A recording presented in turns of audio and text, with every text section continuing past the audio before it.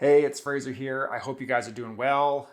This video is in regard to loneliness and how to power through that feeling when you get it. I know everyone at some point in their time will be lonely at some level, regardless of where you're from or who you're friends with or who your family is. Probably you'll get that feeling at some point in your life. So I know that I have, and there's been scenarios where I haven't been very good at effectively managing that feeling, and now in my sort of current situation, I'm pretty good at handling feelings of loneliness. So I'm going to keep it very narrow to my anecdotal experience and kind of my personal insights. This is a big, wide topic, and I'm hoping that I can keep it narrow. And if you find what I've done useful and you feel want to use it in your life, feel free. And if not, it's food for thought. So the main thing that I do when I'm getting that kind of soul-crushing feeling is I'll actually sit in it in order to get to the other side of it, have that relief on the other side, and then from that position of sort of like emotional honesty, then I can change my environment or change my framework to view that feeling in a way that's useful for me. So I'll give you an example of how that looks like in real life. So probably 2016, 2017, I was working as a police officer in a First Nations community way in the middle, way in the north of Saskatchewan, about 80 kilometers south of the Northwest Territories. So I was pretty far and pretty remote to the north. And I'd been up in various communities up in that area for about almost 3 years. So it'd been a long time in remote locations. So, I think anyone can go camping for a week or two and not feel lonely. But if you're up in kind of a like sort of long-term camping scenario for over 2.5 years, then the opportunity to feel lonely definitely exists. And just sort of color the landscape here, the first house I lived in at a place called Stony Rapids, had like the basement of it was, they had a pipe break for sewage, and it was like frozen sewage down there, and they just never cleaned it up. We had like a pipe that would go from one house to the other for water, but it was over the ground, so it just immediately freeze. All the it was police given housing, so like the police force set it up, and all the furniture was you couldn't bring your own stuff, so it was all like stuff from like 40 years ago, just dog hair all, and it was just kind of a gross. Not the best living spot. So I was actually really lucky in the end. I ended up getting like a sort of a newer location, newer spot that had actually new furniture and stuff in it. But it was sort of barren in other ways. Like I didn't have any cutlery up there just because the new place didn't have that. So I had like one fork, one knife, and a spoon, one plate, one bowl. Like I was pretty narrow, which is fine. But we also had like the plane breakdown that would bring us food. There was a road you could drive to get to Saskatoon, like the biggest city or the nearest big city was like a 13-hour drive, and the road wasn't always passable given the bad conditions. So when I had this example I'm going to tell you about, this was like in the dead of winter. So this at my new location, the bathroom had been frozen, like the toilet had been frozen solid for like the whole of winter, which starts in like October. Hey, so at this point it's probably January, February, something along those lines, and the bathroom had been frozen for a long time, and I was having to like run out into the woods or like figure it out. I'll let you use your imagination on how I solved that problem. But I didn't have a car necessarily either. We had police vehicles, but we had to share them amongst all the members. So sometimes I wouldn't have a truck for like a day or two if I was on my days off.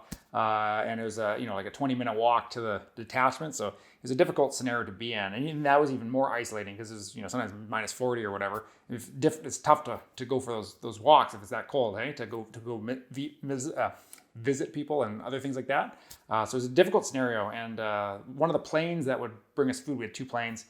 They'd take prisoners out but also give us food if they're coming up. And we get food shipments twice a week. And one of the planes had a mechanical failure, so we only got food once a month. And because I moved to this new place, I didn't really have a lot of reserves. So I kind of ended up running out of everything but the basics. And the basics up there was rice, hot dogs, but like those cheap hot dogs, like the really crappy hot dogs you'd never buy at a baseball game. Like tastes really good for the first 5 minutes, but then like you regret it the rest of the day.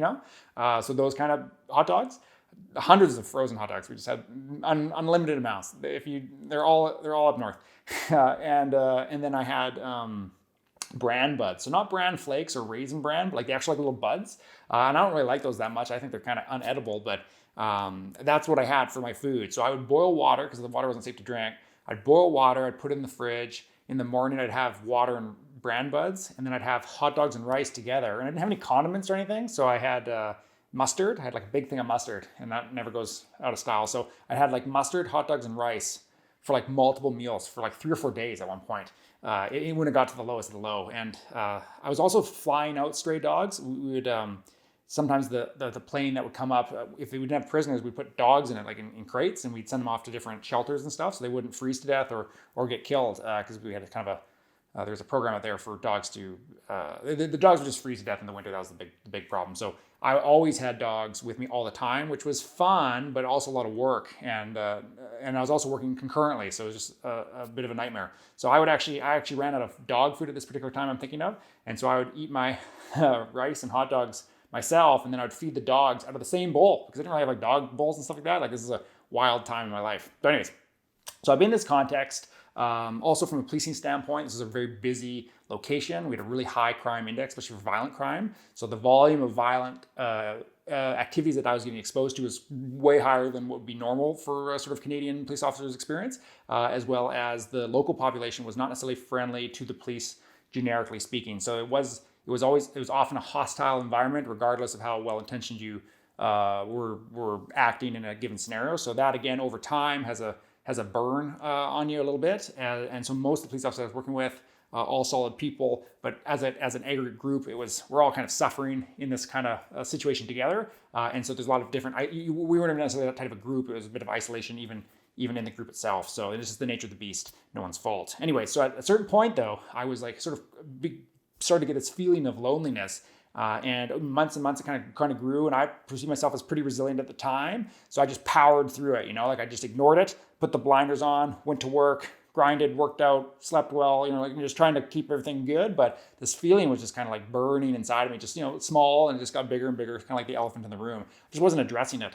And so eventually it got to the point where like the power went out, and the power went out often, but the power was out for like almost like the whole day. The phone lines were out. I couldn't call out, so I had no way to distract myself by calling friends or reaching out. And I had sort of read all the books, and I had nothing really to do. I couldn't find another distraction to sort of disassociate myself from the feeling. And it was probably like 11 p.m. at night. I remember being like, sort of having anxiety almost, where I'm like, my heart was racing, and I thought, I gotta like get out of here and go for a walk. And that was common for me to do that. There was these cut lines that would leave the hamlet, and so I just followed one of those. This is like the dead of winter. It's snowing, and it's like a lot of snow. Like there's like feet of snow, right? So I go on one of my little paths. I got like my gaggle of dogs with me, and sometimes like stray dogs would follow us too, right? So I probably had 4 or 5 dogs with me at that point. I can't remember exactly, but I had a whole bunch of dogs, a whole bunch of leashes, and I'm going for this walk, and it's just dead black night with just a little bit of snow coming down. And I thought, man, I'm actually physically alone, because I was about a kilometer down this cut line. If you went in any direction other than back to like the hamlet, you wouldn't hit another human being for like hundreds of kilometers, no matter which direction you went, which is kind of an interesting place to be in. Not many places like that in the world, I don't think, really, where you can just go hundreds of kilometers and without hitting another human being, right? So I was physically very alone, but I was also socially very alone, as for the reasons I described before. So in that moment, I was like, the armor was broken and I couldn't resist it anymore. So I sort of had this epiphany where I thought, you know what, I'm just gonna let this like hit me. I'm not gonna resist it anymore. Like I give up, I surrender. And what was really interesting was that for about 2 or 3 minutes, I was like profoundly, not just lonely, but profoundly sad, because I just sort of like admitted to myself that I was lonely in this scenario. And it kind of went through me and came out the other side. And what was interesting was that on the other side of that sadness was actually profound relief. And it sort of shocked me. I was like, wow, I feel like really good. And it wasn't like mania. I wasn't manic, or I wasn't irrational. I was just like, man, I accept my scenario. I'm honest with myself that I have this feeling, and I've ingested it and I've eaten it in a healthy manner. And now I feel like I've got a ground floor in which to work to solve this issue if I had one, right? So in that scenario, reach out to friends, go on more vacation, or whatever the context is in that scenario that I did. And it felt like a really big level up for me in my kind of wisdom or maturity, because essentially from that point, if I ever was, and I continued to work in that reserve for, or that hamlet and reserve for months later. So and with zero downside in regards to the loneliness factor. So I've found that I've been able to power through adverse scenarios where I feel like loneliness through that kind of technique. And I think in this sort of state of pandemic and stuff, it's December 2020, and lots of places are in lockdown, including the place where I live right now. Often people will indicate to me that they, not necessarily their loneliness per se, but there's a bit of grumpiness or whatever with the attached, not being able to socialize the way you want. And I perceive that as loneliness, and I occasionally get hits that too, but I've been able to power through the last year in a lockdown kind of environment with really limited downside. And I think if I had been, Fraser 5 or 6 years ago, I think it would have eaten me up a lot more, because I do get those feelings on occasion. Even a couple of days ago, it was like a Friday, I think, and I was we were in lockdown or whatever in the local area that I'm in, and you can't socialize with people, and that was fine. And I remember sitting in my apartment or my place where I'm living, and just going, oh, I can't see anybody. This makes me lonely. And again, like, my situation is pretty good right now. I'm totally not in a situation where I feel lonely all the time, but in that particular moment, I got that sort of like that feeling of dread in my gut, like in your bones, right? And normally, I think maybe 5 years ago, I would just let that eat me up, and I probably would have been sad, crying in the shower, and you can't see the tears. I probably would have been a mess for maybe a couple of days. I don't know. But I was able to see it. So I sort of like got outside of myself and looked back and said, oh, isn't that interesting? You're having that same feeling, the same thing you were feeling when you're out in the woods in the middle of nowhere, northern Saskatchewan. And I thought, oh, I'm having this feeling again. I've been here before. I can resist it by, texting someone, or like, reading a book, or, playing video games, or looking to distract myself. Maybe I'll do some more work. I don't know, right? But I thought, you know what? No, I'm just gonna sit here on the couch. I'm just gonna let this hit me. I'm probably gonna feel sad. I anticipate that. But on the other side of that is that profound relief. And that's exactly what happened. So literally, I felt sad for, half an hour, 45 minutes, had that epiphany, sort of saw it, did my kind of process of just accepting that in an honest manner. Felt sad for a few minutes, profoundly sad, but then had relief and powered through my day, slept like a baby that night. So again, that's not going to work for everyone. I get it. I apply this same logic to other emotions I get. If I'm fearful, like a public speaking or something like that, I'll power through it in the moment. But if I'm fearful of something like in the future, like anxiety, I'll just sit there and go, let's investigate this feeling. Why am I having it? I'm gonna let this feeling do its natural thing. Let's get to the bottom of this. And I found this strategy specifically with loneliness to be a game changer for me. I'm able to power through scenarios where old Fraser wouldn't have been able to power through them as effectively.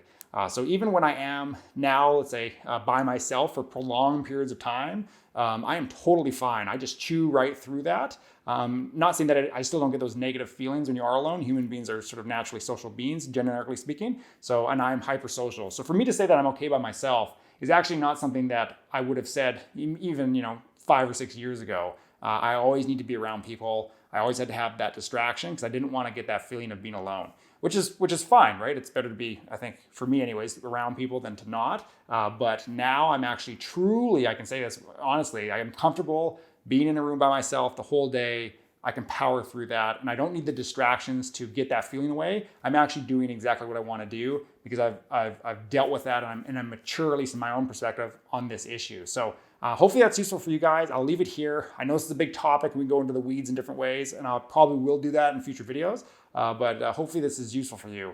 Again, sit in that feeling, find relief on the other side, and then now you've got a foundation or a blank slate in which you can fix the problem or move to a space where you accept your reality, the situation that you're in, and you can move forward in a positive way, and so you don't have to suffer unnecessarily. And I really think that this has prevented me from suffering in many occasions down the road. I'm able to cut this in the butt, I guess, before it gets out of hand. So hope that's useful for you guys.